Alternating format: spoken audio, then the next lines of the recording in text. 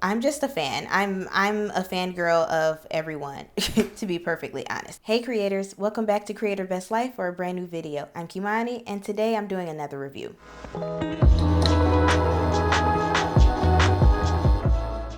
If you call yourself a fan of spooky season and Mike Flanagan's universe on Netflix, you better have heard about the fall of the House of Usher, especially if you watch my videos. I have been talking about his shows for the past 3 years, probably 2 years, maybe, who knows. Regardless, I definitely have been talking about it for the past year for spooky season. I'm going to link my watch list video as well because you still have time on the clock to get you to Halloween. Now I'm going to say this again. If you enjoy videos like this and you vibe with my channel, please give me a thumbs up, please share with a friend, hit the notification bell so you're alerted every single time I post a brand new video, and most importantly, hit the subscribe button so you let me know that you're having a good time here and I'm doing a great job. Now, let's talk about the fall of the House of Usher. Alright, y'all know the drill. I have my handy dandy film and TV journal, per usual. I write down all of my stuff in here, but in an earlier vlog that I was filming, I have shared that I haven't been super diligent with it. I must admit. It's okay. We're gonna get back on track starting today. So, this past week, I have watched The Fall of the House of Usher. Matt and I completed it. So before we get started, I really want to read to you guys the log line for the TV show. Siblings Roderick and Madeline have built a pharmaceutical company into an empire of wealth, privilege, and power. However, secrets come to life when the heirs of the Usher dynasty start dying. So obviously that's pretty dark. We're in spooky season.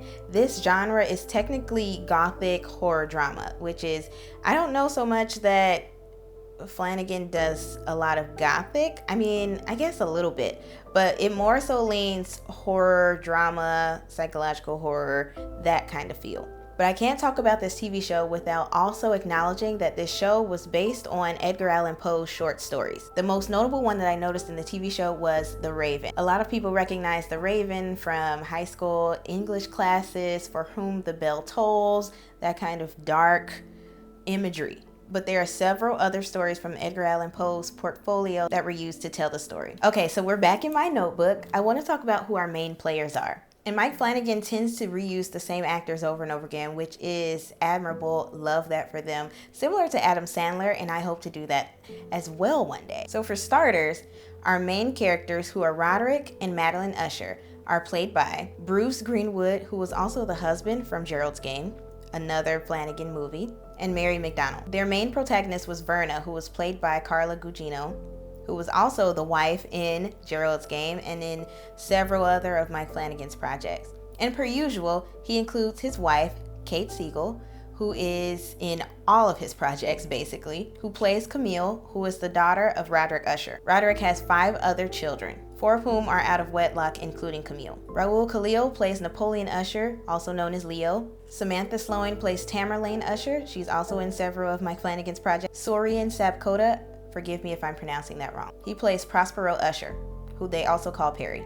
Henry Thomas, also in the Flaniverse, plays Frederick Usher. Antonia Miller plays Victorine Usher. They also have Kylie Kieran, who plays Lenora Usher, who is the granddaughter of Roderick, the daughter of Frederick. And Roderick is currently married to Juno Usher, who is played by Ruth Codd, as well as Mark Hamill, Luke Skywalker, who plays Arthur Pym. Now we also have our lawyer, Auguste Dupin, who is played by Carl Lumbly, Willa Fitzgerald as the young Madeline, and Zach Gilford, also in the Flaniverse, as young Roderick. Now those are our main characters that they played with the most in each episode. That's such a large ensemble cast, but they did it so seamlessly it didn't feel like overkill, and mainly because obviously it was 6 kids to begin with. Now I'm going to talk about my general thoughts on the TV show. So overall, I thoroughly enjoyed the entire thing.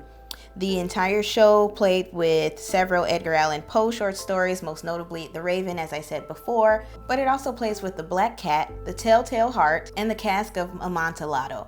And I recall reading, I think, all of those in English class. So if you're not familiar, you probably slept through English class. I tried to. Anyways, the show was very haunting per usual. They did a phenomenal job creating that suspense and the thrills. Basically everything we could want from Mike Flanagan, per usual. I will say that the show is not an exact replica or adaptation of the short story, The Fall of the House of Usher, but it takes on a lot of elements from all these different stories that Poe has written. And specifically from The Fall of the House of Usher, it touches on the themes of family, madness, and isolation. We have this family who built this empire from the foundation of their late father's company, and these are my own words, of course. They deal with not feeling seen and acknowledged due to him never being married to their mother. So the two kids that actually had both parents in the house for a brief period of time were Tamerlane and Frederick. So these were the two oldest kids. All the other kids had their own mom, and they did not share a mom, and he also had not married them. And the backstory on that is the fact that Roderick and Madeline did not get a chance to know their father. Their mother was his secretary at the company, and he never acknowledged them. He never claimed them, but people would talk around the office about them. Everyone knew who they were, but they always tried to get to know him. And he passed away. I'm not going to give all the details away, but he passed away, and Roderick then went to start working at said company called Fortunato. So it basically was like a cycle that he created, all of them really, for their lives. So just like their father's nature, Rod dangles money in front of his kids to masquerade as love so that he can manipulate them into maintaining the family business. But this creates their own set of insecurities and darkness, just like him and Madeline have. In my opinion of watching it, I feel like there's not one member of the family except for the granddaughter, Lenore, who has a redeeming quality. Not one at all. And I get that that's likely the point of the way that it was written. That's how they wrote it. They did not give us any redeeming qualities, but the fact that it was not even a glimmer of anything, it was oh, I don't feel sorry for these characters at all. I am, constantly wondering why are these characters dropping dead? What's going on? Is there a vendetta against them? Is this a eat the rich kind of thing? That's how I thought it was going to be at first, because I don't remember The Fall of the House of the Usher reading it. I don't remember reading it. So it was just nice and fresh to be able to watch it without that memory and anticipation and expectations on it. But like I said, it was very hard to feel bad for these characters because they were all terrible, horrible people. And that's even part of the dialogue. I know that, for instance, Madeline's character would always have a monologue or a quick statement about everyone hates us, but they want to be us. They want us and need us. They're begging us for different stuff. Her monologue in the final episode was spectacular. It was so good. And it just touched on how it's presumed that rich people think and sound. Probably is the truth, but we'll never know. Some of us won't ever know because we don't sit in those rooms.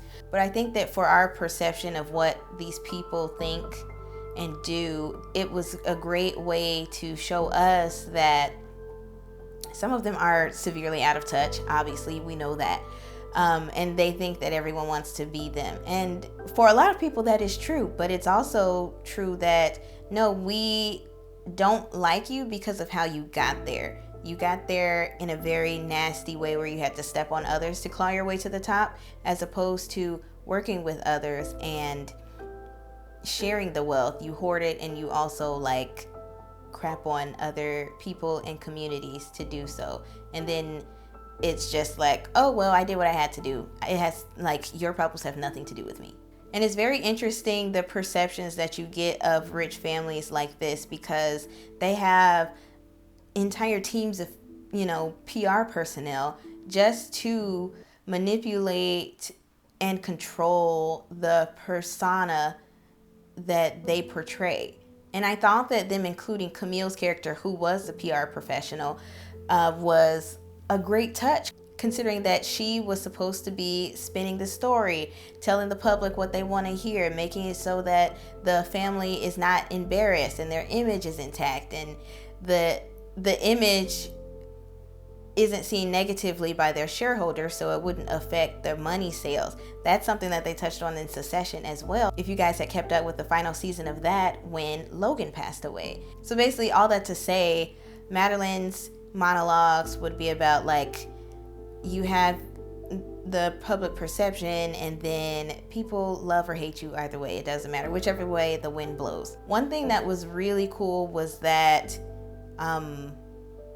most of the kids, they're all adult kids, but most of them had their own episode where they went mad and passed away. And like I said, none of these kids had redeeming qualities, much like their father and aunt and grandfather, which is crazy. But what was cool was that each episode of the show represented a different book or short story from Poe.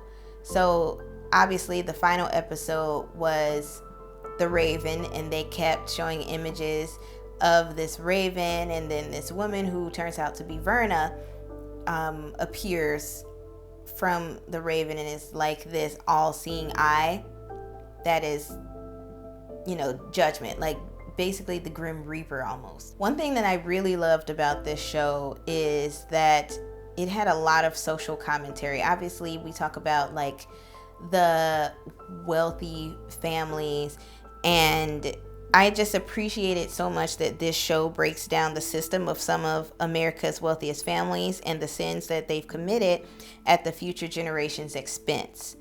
And all of that is for the love of money. And if you are a spiritual, like a Christian spiritual person, a lot of us have been taught that the love of money is the root of all evil. And I personally feel like even if you don't believe in God, that greed is a terrible thing.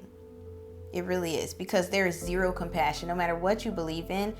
I just cannot get behind the fact that someone does not have any compassion and wants to hoard everything and feels like they're the only ones entitled to it and they don't have to share. And I don't know if I told you guys about this weird fact about myself, but I prefer TV shows and movies where the ending is not happy.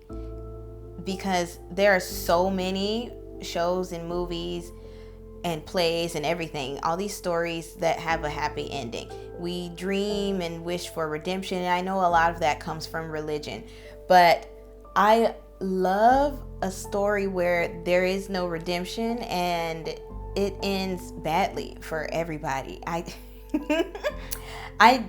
think it's mainly because I have such an anti-personality where I'm like, I don't want it to all be the same. Like, I don't want everything to end the same, but it's also because I feel like for some people there is no redemption. Like, for instance, if someone goes out and murders, I don't know, like a bunch of school children and they get life in prison, there is no redemption in that. Like, if there's no parole, there's no redemption. I mean, maybe if they, make it right with their God, if they have one, or if they, repent and sincerely apologize to the families affected. But how can you really make up for that with just an apology? I don't know. But oftentimes in life we don't get redemption, and I think that the whole point of like the fairy tale is to be like, oh yeah, we all can do better and stuff, but you have to want it. So yeah, I love a story that does not have redemption for the main characters, especially for characters like these, because they wrote so many people off as collateral damage, including their grandchild. One thing I wanted to share was the best scene from the show, and I think that just the imagery and I know that it was not a montage, but I thought that it told the story so well in interweaving the fictional story with something that's happening every day. It was the scene where they finally figured out who Werner's character was. And they found several archived photos of her standing with rich families who have done dark things for money. So they had her with the Bush family. They had her with I think it was Reagan. They had her with a lot of dark families from the US, and I think a few from Europe. I could be wrong.